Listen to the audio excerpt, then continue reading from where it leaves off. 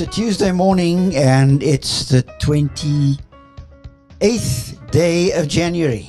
Can you believe it? The 28th day of January. And we are thrilled to have you join us on Fifth Factor, the Fifth Connection.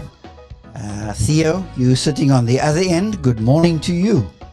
Yes, it is very close to payday again. Now, I don't know. And you're in dire straits. Okay. Oh, I've always been in dire straits.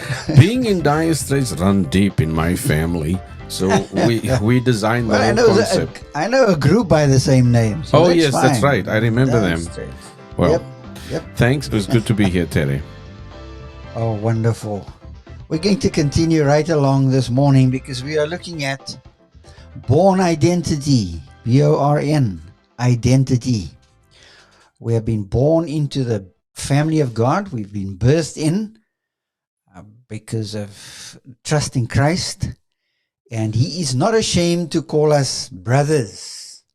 We are brethren, and He not only calls us brothers, but also in the divine council, the divine assembly, the heavenly family of God, which the text talks about in chapter 2, here in verse number 12. In the midst of the congregation, I will sing your praise. And that was the note we ended on yesterday. So we're going to continue right along because we are looking at how we are afforded aid, how God comes to our aid in awkward times. Not that He's not there in the good times. He's there all the time. But it becomes more pronounced for us as we look at challenges in our life and to experience His never-failing presence is where the challenge sits. And so we saw that Christ's solidarity with the human family, of course, gives us great affirmation. It affirms us as brothers from the same Father. He affirms that we are brothers because we are part of the family. Now we're going to see that solidarity spills over with the human family and confirms His identity with men. Christ's identifying with men and not angels, incidentally. Verse 12 says, He calls us brothers. In verse 13, we put our trust in Him. And again, verse 13, I will put my trust in Him. And again, behold, I and the children God has given me. Those words are in the words of the mouth of the author as he writes. It comes out of the Old Testament, because in Psalm 22 verse 22, the psalmist is speaking to siblings. This messianic king is speaking to brothers and speaking of brothers. And now in verse 13, the quotation that comes up, the two quotations actually come out of Isaiah chapter 8, verse 17 and verse 18. This idea of putting our trust in the unseen Yahweh, in God Himself, the one who sits in the heavens. It's praise in verse 12, and it's trusting in verse number 13. And we can take great encouragement in that as part of the family of God, the thing we need to continue to do is trust. Lean on Him. Rely on Him. Put your trust in Him. I think sometimes we are so driven by performing and performance that we think our standing before God is predicated on good performance. Well, nothing you will ever do will make Him love you more. Nothing you could ever do will make Him love you less, because your salvation is by grace through faith plus nothing. And you are kept by grace through faith plus nothing. It's all about trusting. Whom do you trust? It's because of whose I am. I belong to Him. And all God calls His children to do is to trust Him. And so now in verse 14 to verse 18, the writer is going to talk to these Christian Hebrews. Remember, they are Jewish converts. They come out of Judaism and they have converted to Christianity. Jesus is Messiah. He's the anointed one. And their confidence has to be in Him, because He it is, you see, in verse 14 to 18, who was scapegoated by the human family. Of course, we know what a scapegoat is. It's somebody who takes the blame. Somebody is blamed for the corporate sin, sometimes of a family. It's called the black sheep. Or have you not heard of a black sheep? Maybe you've been labeled that. Christ was the one who was scapegoated by the human family. And His being the scapegoat, the one who took the sins of the world upon Himself, that's what qualifies Him. He died and He rose again with power. It qualifies Him as a servant to the saints, as a servant to His people. Verse 14. Since therefore the children share in flesh and blood, He, that is Christ, Himself likewise partook of the same things, that through death He might destroy the one who has the power of death, that is, the devil, and deliver all those who through fear of death were subject to lifelong slavery. 3 times in verse 14 and verse 15, death is mentioned, because death is the final enemy that will be destroyed. Sin, death, Satan. Yet death is in view. And death is the thing that holds us in lifelong slavery. But Christ, through death, through the death that He suffered, He destroyed the one who has the power of death. That is the devil. Now, of course, this divine being is never called devil in the Old Testament. D-E-V-I-L. Don't try and soften it and say devil, right? As in a surname. It's devil. Even the word Satan, Satana in Hebrew, is a descriptor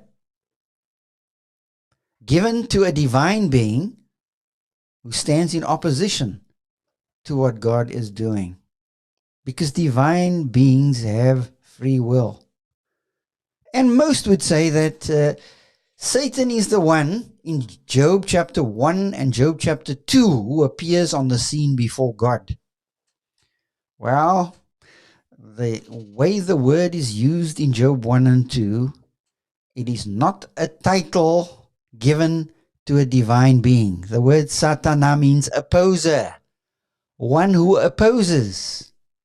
And one of the divine beings in the assembly of God in the heavens says, Lord, have you tested your servant Job? You've got a hedge round about him. Let me get to him, and he will curse you to your face. Right? It's a descriptor of a divine being who does something.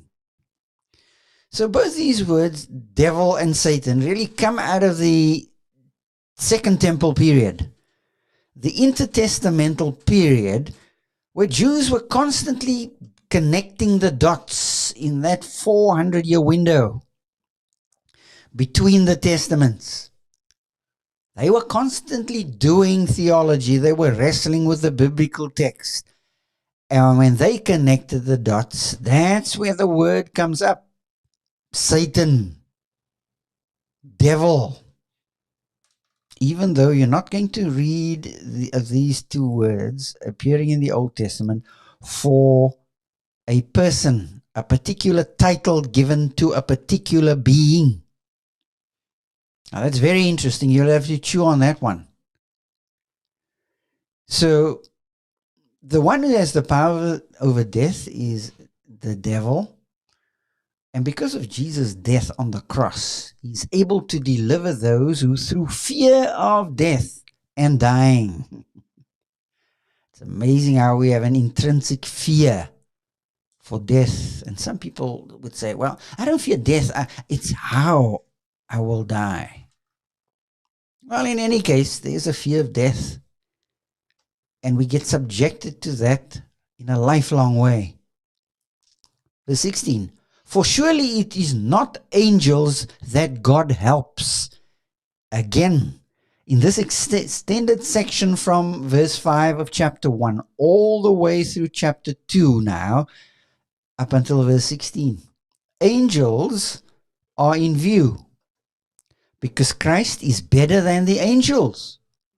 The angels are the messenger boys, the messengers of God, doing His will at His beck and call and serving the saints, serving the people of God. They are ministering spirits, Hebrews tells us.